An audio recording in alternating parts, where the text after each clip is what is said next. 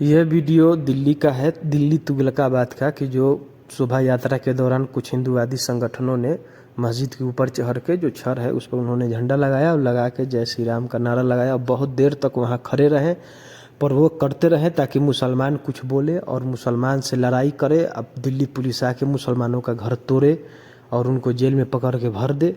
ये एक नया फैशन चल चुका है पूरे देश भर में, दिल्ली में ही नहीं पूरे देश भर में ये चल रहा है कि जो भी शोभा यात्रा या इन हिंदूवादी संगठनों का कोई भी यात्रा निकल रहा है, साल में कम से कम बहुत ज़्यादा है, 50-60 से ज़्यादा ही है, हर स्टेट हर जगह निकलता है। और इनको ये हुकूमत की तरफ से ये ध्यान दिलाया गया है, हुकूमत की तरफ से कहा गया है कि मस्जिद के पास जाओ। जब हुकूमत का दिल चाहता है कि मुसलमान नौजवानों को जेल में डाला जाए, झूठे केस में फंसाया जाए, तब जाके ये हरकत ऐसे करते हैं कि ये ऐसे हरकत इसलिए करते हैं कि उनको पता है कि हमको एक तरफा ही कार्रवाई करना है। ऊपर से इनको पुलिस वालों को वही ऑर्डर है कि एक तरफा कार्रवाई करना है।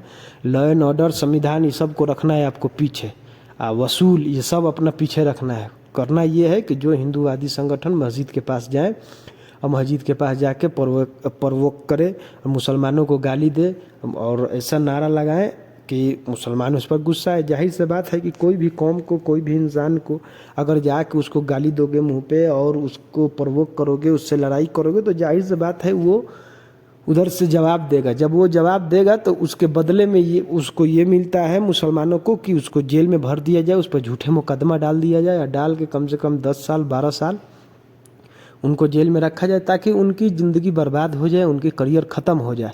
ये हुकूमत बहुत दिन से ये साजिश की हुई है, जब से ये 2014 में सरकार आई है नरेंद्र मोदी के। बस इनका ये कहने का काम है कि सबका साथ सबका विकास, लेकिन ऐसा नहीं है। सबका साथ सबका विकास नहीं है। सबका साथ तो है लेकिन विकास कुछ लोगों का है, जो गुजराती हैं, जो हर जगह हर स्टेट में इनके दल्ले लोग हैं, चमचे लोग हैं, उन्हीं का ही विकास होता है, बाकी किसी का नहीं। मिलर टाइम्स ने भी ट्वीट किया है और भी एक ट्विटर पर ट्वीट किया गया है इसके बारे में, लेकिन हुकूमत इस पर कुछ नहीं सुनेगी। हुकूमत को पता है और पूरे देश को भी पता है।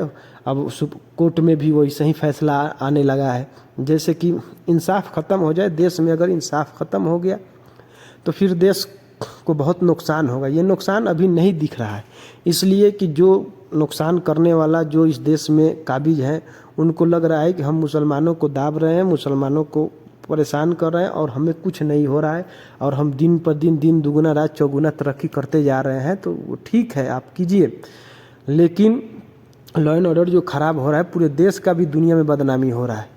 देश जो हमारा है पूरे दुनिया में बदनाम हो गया है। और मुसलमानों को क्या किया जाए, मुसलमान बेचारे इसी में ज़िंदगी गुजार रहे हैं, मजलूम।